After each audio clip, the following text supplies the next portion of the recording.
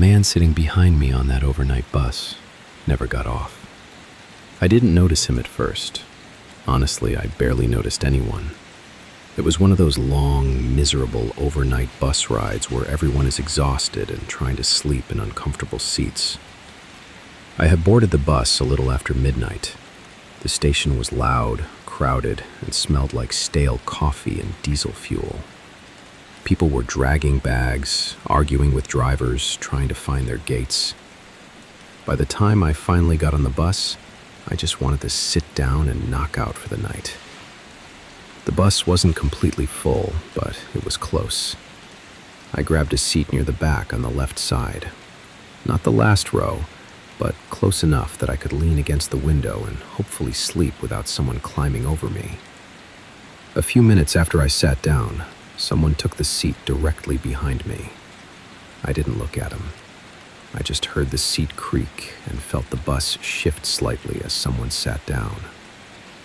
The driver made the usual announcement about seat belts, scheduled stops, and how we'd be traveling through the night. Then the bus pulled out of the station and onto the highway. Within about 20 minutes, the lights dimmed and most of the passengers went quiet. That's when I first noticed the guy behind me. Not because I saw him, because he stood up. The bus had slowed down and pulled into a small stop somewhere along the route. A few passengers grabbed their bags and got off. As they did, I heard the seat behind me creak again. The man stood up. I assumed he was getting off too, but he didn't move. He just stood there for the entire stop. Then the driver closed the door, the bus started moving again, and the seat behind me creaked as the man sat back down. I thought it was weird, but not scary. Not yet. About an hour later, the bus slowed again for another stop. The exact same thing happened. The bus door opened, a couple passengers got off, and the man behind me stood up. Again, he didn't walk forward, didn't grab luggage, didn't even shift his feet. He just stood there, right behind my seat. I could feel him there, not touching me, just standing, watching. When the bus started moving again, he sat back down. At that point, I started feeling uncomfortable. So I casually leaned forward and glanced at the reflection in the dark window beside me. I could see rows of sleeping passengers behind me, but the seat directly behind mine was too dark to make out clearly. Still, I could tell someone was there, the shape of a person. Hours passed like that. Every stop, the same routine. Door opens, passengers leave, the man stands, then sits back down when the bus moves again. Around 3 a.m, I finally got up to use the bathroom. As I stepped into the aisle, I glanced at the seat behind me, and that's when something strange happened. The seat was empty, completely empty. No bag, no person, nothing. I stared at it for a second, confused. Maybe he had moved seats while I was half asleep. I shrugged it off and walked toward the front of the bus. When I reached the driver, I casually asked him something. I said, "Hey, do you know if someone got off at the last stop? The guy sitting behind me?" The driver glanced at me in the mirror. His expression changed immediately. Confusion, then concern. He said slowly, "Behind you?" I nodded. "Yeah, tall guy, dark jacket. Been there all night." The driver was quiet for a moment. Then he said something that made my stomach drop. "You're the only one sitting back there." I felt a cold rush run through my chest. I told him he was wrong. I told him the guy had been behind me since the first stop. The driver shook his head. "No one boarded after you," he said. "No one's been sitting behind you." I didn't know what to say, so I walked back down the aisle. My seat was exactly where I left it. The seat behind it was empty. But as I sat down, I noticed something. The cushion behind me slowly sank down, like someone had just sat in it. And a few seconds later, right behind my ear, I heard someone stand up.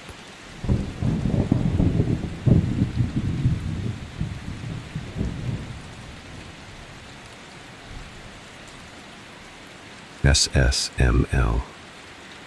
The bus driver told us we had 10 minutes at the rest stop. If I had known what was about to happen, I never would have gotten off that bus. It was an overnight trip, the kind where everyone is half asleep and nobody really talks. The bus had left just after midnight, and by 3 in the morning, most of the passengers were slumped over in their seats, trying to sleep through the long ride. I had been awake the entire time. Something about overnight buses always made me uneasy. Too many strangers, too many people coming and going at random stops in the middle of the night. Around 3 a.m., the driver pulled off the highway and into a small gas station rest stop. The kind of place that looks normal during the day, but feels completely different in the middle of the night. The driver stood up and said over the speaker, "10-minute stop. Bathrooms inside. Don't wander off." About a dozen of us got off the bus. I remember stretching my legs and noticing how quiet everything was. No traffic on the highway, no other cars in the lot, just our bus sitting under the lights. Inside the gas station, a few people grabbed drinks or snacks, but something immediately felt strange. There was no one behind the counter, no cashier, no employees. One of the passengers, a guy in a hoodie, walked behind the counter and called out, "Hello?" Nothing. It was like the place had been abandoned. That's when I noticed the clocks. There was one above the coffee machine, one behind the counter, another above the snack aisle. All of them said the exact same time, 3:17 a.m. At first, I assumed they were just synced together, but when I pulled out my phone, the time on my screen said 3:04. A woman near the door noticed it too. She pointed at the clocks and said quietly, "Why are they all wrong?"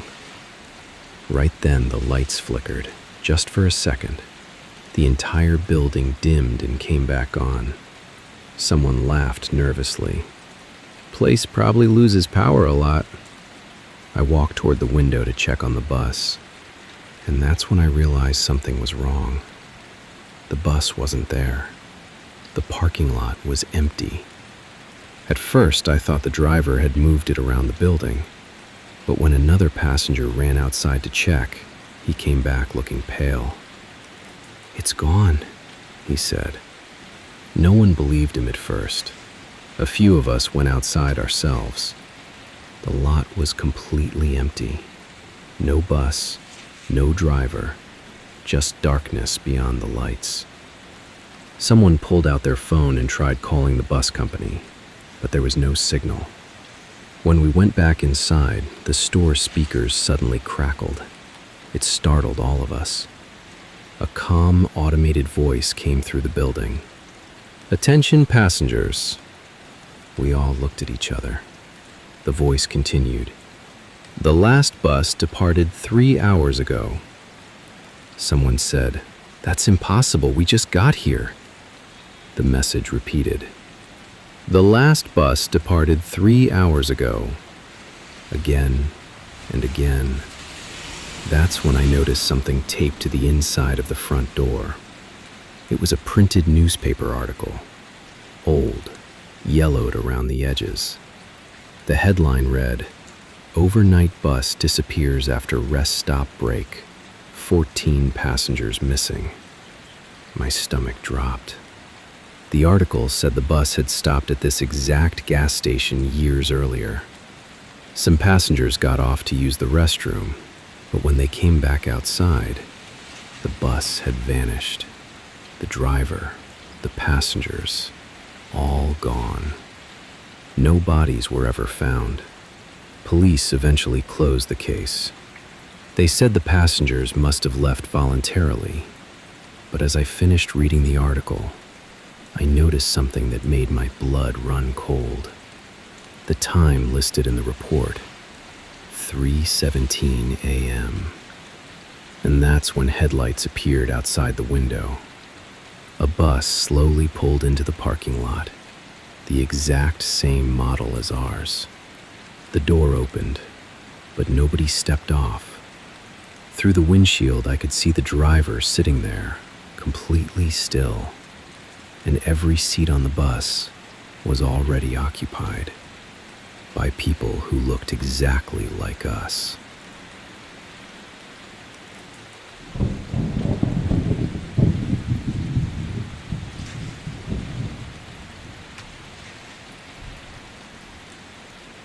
The police officer told me something I still can't explain.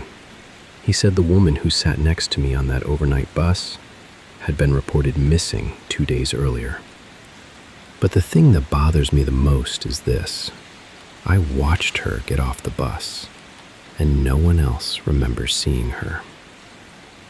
It was supposed to be a normal overnight ride, one of those long interstate bus trips where you board late, try to sleep, and wake up somewhere completely different.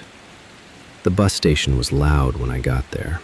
People arguing with drivers, announcements echoing through the building, luggage wheels rattling across the floor. I boarded around midnight and found my seat near the middle of the bus, seat 23A. The seat next to me, 23B, was empty at first.